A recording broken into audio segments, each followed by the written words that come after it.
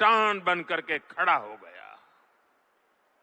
बंगाल के विभाजन के विरोध में सड़कों पर एक ही आवाज थी, वंदे मातरम।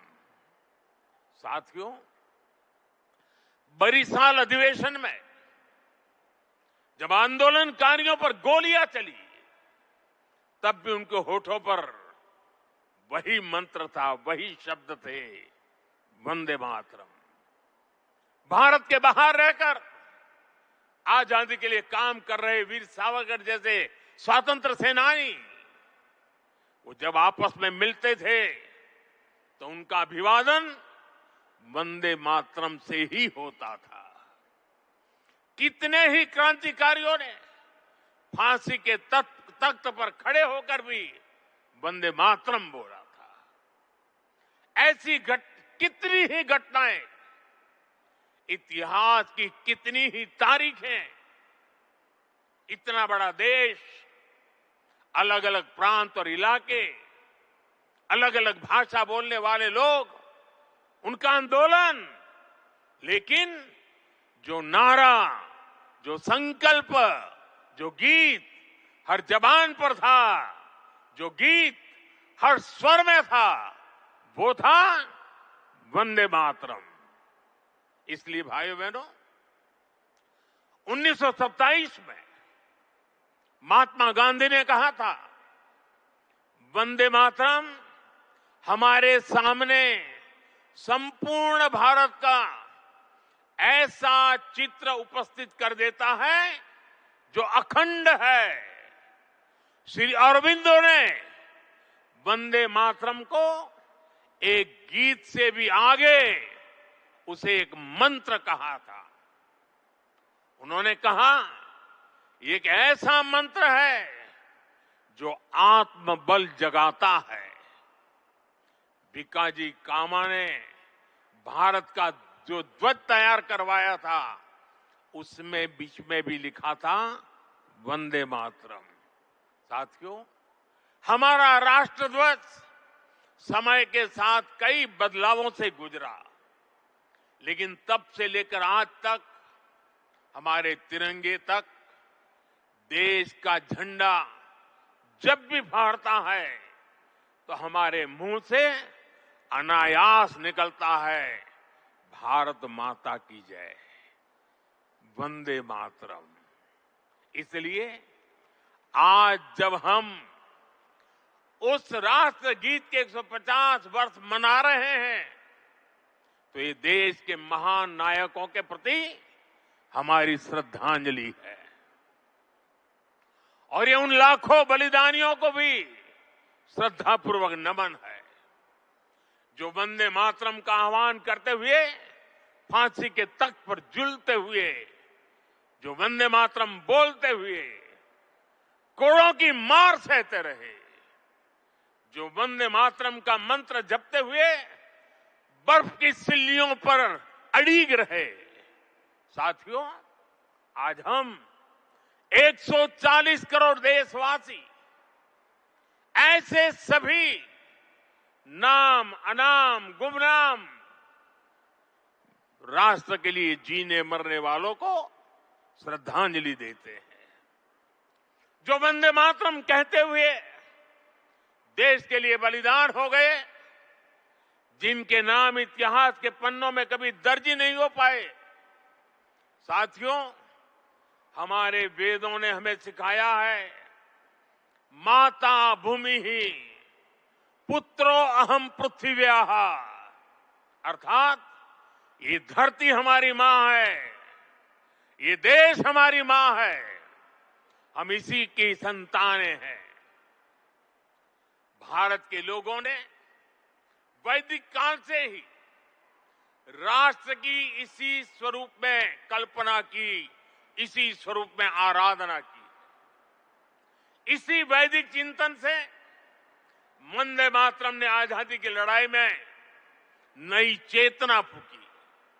साथियों, राष्ट्र को एक जियो पॉलिटिकल एंटिटी मानने वालों के लिए राष्ट्र को मां मानने का विचार हैरानी भरा हो सकता है, लेकिन भारत अलग है, भारत में मां जननी भी है और मां पालनहारिणी भी है। अगर संतान पर संकट आ जाए तो मां संहारकारिणी भी है। इसलिए वंदे मातरम कहता है, अबला के नमाए तबले बहुबल धारिणी नमामि तारिणी रिपुदल वारिणी मातरम वंदे मातरम। अर्थात अपार शक्ति धारण करने वाली भारत मां संकटों से पार भी कराने वाली और शत्रुओं का विनाश भी कराने वाली है। राष्ट्र को मां और मां को शक्ति स्वरूपा नारी मानने का ये विचार, इसका एक प्रभाव ये भी हुआ कि हमारे स्वतंत्रता संग्राम स्त्री पुरुष सबकी भागीदारी का संकल्प बन गया।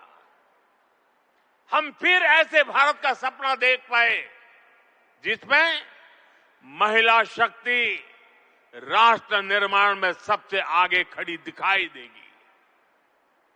साथियों, वंदे मातरम आजादी के परवानों का तराना होने के साथ ही इस बात की भी प्रेरणा देता है कि हमें इसे आजादी की रक्षा कैसे करनी है।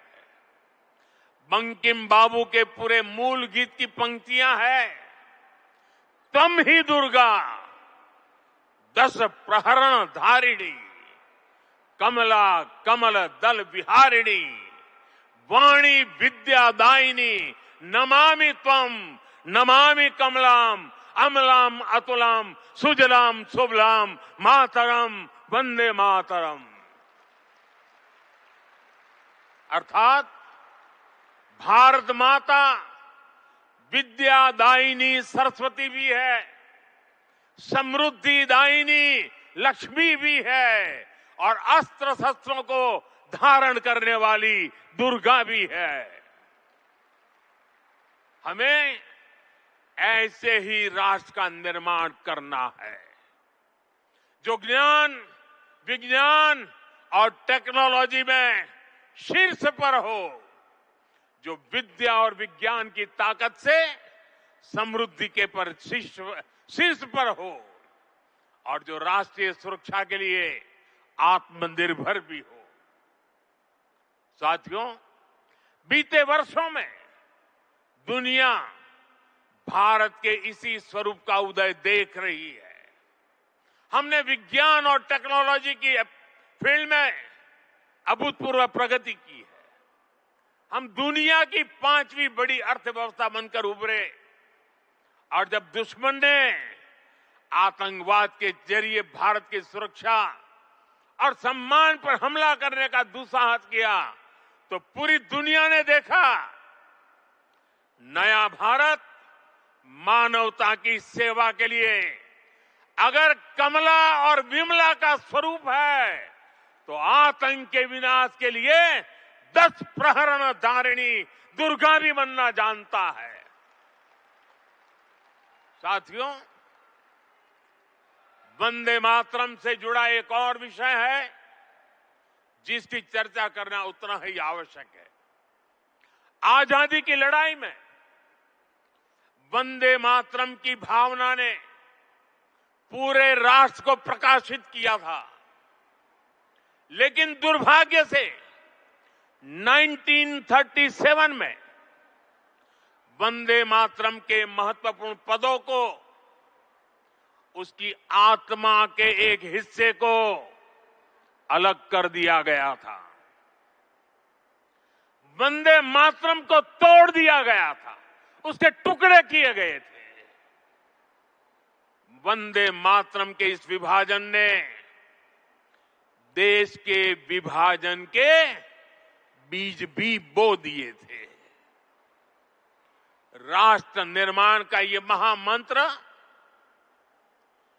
इसके साथ ये अन्याय क्यों हुआ, ये आज की पीढ़ी को भी जानना जरूरी है, क्योंकि वही विभाजनकारी सोच देश के लिए आज भी चुनौती बनी हुई है। साथियों, हमें इस सदी को भारत की सदी बनाना है। ये सामर्थ्य भारत में है। ये सामर्थ्य भारत के 140 करोड़ लोगों में है। हमें इसके लिए खुद पर विश्वास करना होगा। इस संकल्प यात्रा में हमें पथ भ्रमित करने वाले भी मिलेंगे। नकारात्मक सोच वाले लोग हमारे मन में शंका संदेह पैदा करने का प्रयास भी करेंगे। तब हमें आनंद मठ का वो प्रसंग याद करना है। आनंद मठ में जब संतान भवानंद वंदे मातरम गाता है तो एक दूसरा पात्र तर्क वितर्क करता है। वह पूछता है कि तुम अकेले क्या कर पाओगे। तब वंदे मातरम से प्रेरणा मिलती है।